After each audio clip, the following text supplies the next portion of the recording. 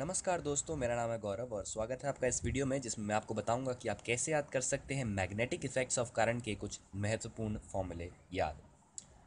तो दोस्तों, मैंने अक्सर देखा है कि बच्चों को मैग्नेटिक इफ़ेक्ट्स ऑफ करंट में magnetic field intensity due to different types of current carrying conductors के फॉर्मूले याद करने में बड़ी कन्फ्यूजन होती है।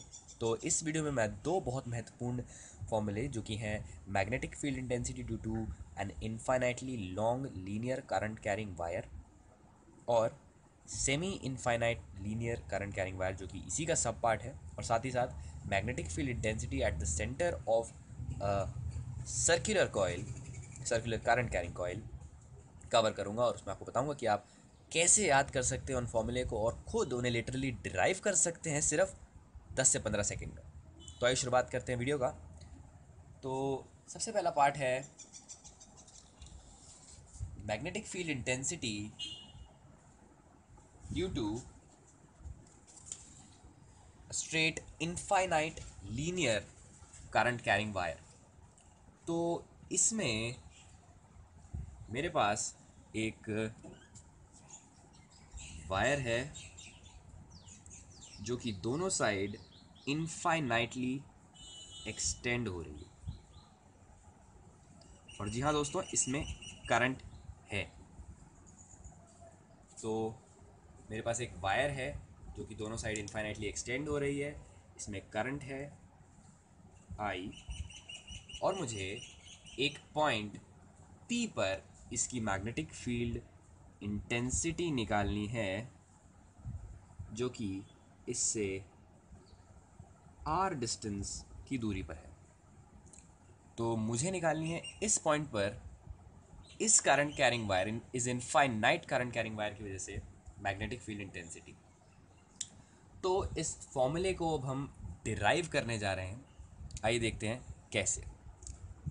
सबसे पहले हमें लिखना होगा मैग्नेटिक फील्ड इंटेंसिटी, जिसका सिंबल बी होता है। ये ध्यान रखिए दोस्तों, हमेशा डायरेक्टली प्रोपोर्शनल होगी परमियाबिलिटी के, क्योंकि हर फॉर्मूलेज में डायरेक्टली प्रोपोर्शनल ना कहना सही होगा क्योंकि ये कांस्टेंट है। तो आपने हमेशा देखा होगा कि हर फॉर्मूले के न्यूमरेटर में ही हमेशा परमियाबिलिटी आती है, तो इस फॉर्मूले में भी न्यूमरेटर पर ही परमियाबिलिटी आएगी, यानी कि म्यू नॉट। और साथ ही साथ आप बाकी टर्म्स को थोड़ा सा एनालाइज करते हैं कि बाकी टर्म्स को हम कैसे इस फॉर्मूले में फिट कर पाते हैं।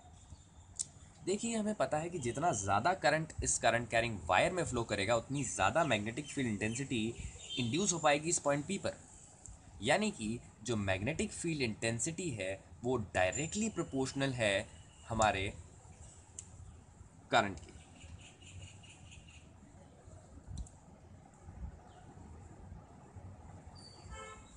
साथ ही साथ आपको ये भी पता होगा कि जब किसी लीनियर करंट कैरिंग वायर में करंट फ्लो कर रहा होता है तो उसकी जो मैग्नेटिक फील्ड लाइंस बनती हैं वो उसके अराउंड सर्कुलर लूप फॉर्म करती हैं, कुछ इस तरह।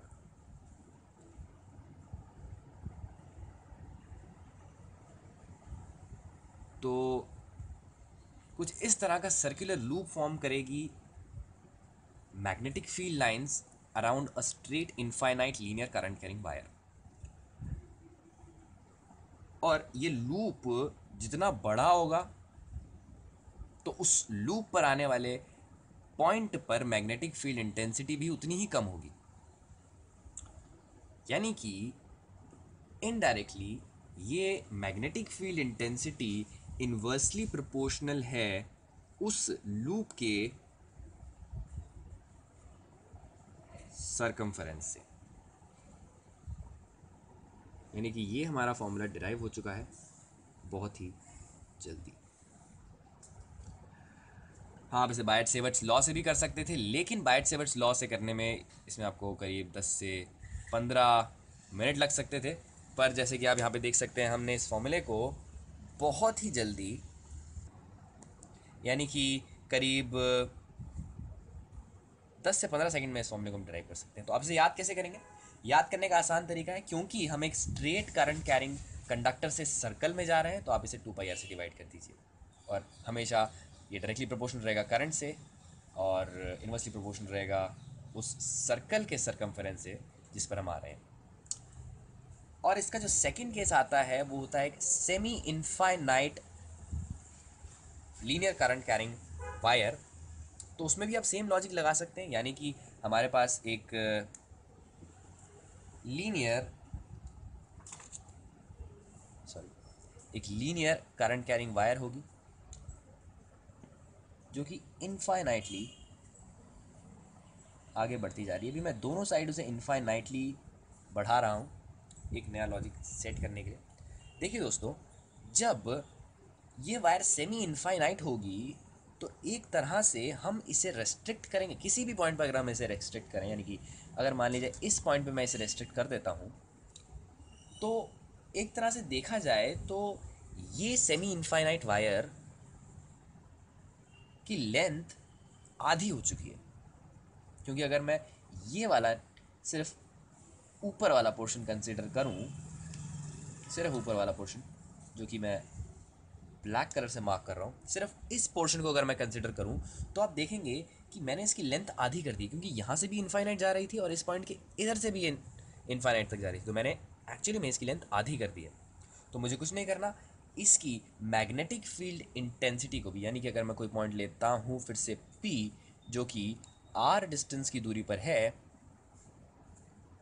इस वायर से, तो उसकी मैग्नेटिक फील्ड इंटेंसिटी को मुझे हाफ से मल्टीप्लाई करना है।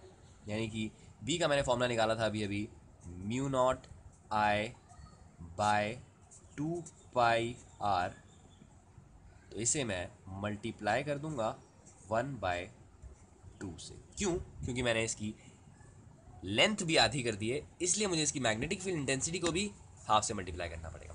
और मेरे पास जो मैग्नेटिक फील्ड इंटेंसिटी का फॉर्मूला है वो आ जाएगा mu naught I bye 4πr। ये बन जाएगा फॉर्मूला मैग्नेटिक फील्ड इंटेंसिटी का। तो ये था formula magnetic field intensity for an infinite linear current carrying wire. तो आइए बढ़ते हैं for circular current carrying loop की तरफ। तो उसमें हम देख सकते हैं कि हमारे पास एक सर्कुलर करंट कैरिंग लूप होगा कुछ इस तरह का, जिसमें करंट फ्लो कर रहा होगा। तो मुझे उसके सेंटर पर, यानी कि पॉइंट O पर मैग्नेटिक फील्ड इंटेंसिटी निकालनी है। इस सर्कुलर लूप का रेडियस हम R मान लेते हैं। तो मुझे मैग्नेटिक फील्ड निकालनी है पॉइंट O पर। तो जैसे कि मैंने पिछले फॉर्मूले में कहा था, हर फॉर्मूले में म्यू नॉट हमेशा ऊपर आएगा और हमेशा magnetic field intensity directly proportional होगी करंट के, क्योंकि जितना ज़्यादा करंट फ्लो करेगा उतनी ज़्यादा मैग्नेटिक फील्ड इंटेंसिटी प्रोड्यूस होगी। और एक नई बात जो इस फॉर्मूले में आई है वो है टर्न्स, क्योंकि ये एक सर्कुलर लूप है। अब अगर मैं इसको एक और लूप बना दूं सेम रेडियस का, तो उसमें ज़्यादा करंट फ्लो करेगा। क्यों? क्योंकि हमारे पास दो लूप आ गए हैं, तो दो लूप में ज़्यादा करंट फ्लो करेगा और ज़्यादा करंट का मतलब है ज़्यादा मैग्नेटिक फील्ड इंटेंसिटी। तो ये मैग्नेटिक फील्ड इंटेंसिटी भी डायरेक्टली प्रोपोर्शनल होगी नंबर ऑफ टर्न्स के, जिसे मैं यहाँ पर n से डिनोट कर रहा हूँ। अब साथ ही साथ देखें कि एक चीज़ हम इसमें नोटिस कर सकते हैं कि इस सर्कुलर लूप का हर एक छोटा पार्ट, हर एक अंश जो है मैग्नेटिक फील्ड इंटेंसिटी प्रोड्यूस करने के लिए सहभागी है। तो जो मैग्नेटिक फील्ड इंटेंसिटी प्रोड्यूस होगी वो हर एक उस छोटे से मैं कहूँगा पार्ट के उस सेंटर से डिस्टेंस पर भी डिपेंड करेगा। और अगर मैं उस डिस्टेंस को बढ़ा दूं तो मैग्नेटिक फील्ड इंटेंसिटी कम हो जाएगी। यानी कि मैग्नेटिक फील्ड इंटेंसिटी हमेशा इन्वर्सली प्रोपोर्शनल होगी इसके डायमीटर से। तो ये हमारा फॉर्मूला ड्राइव हो चुका है, magnetic field intensity at the centre of a circular coil carrying current.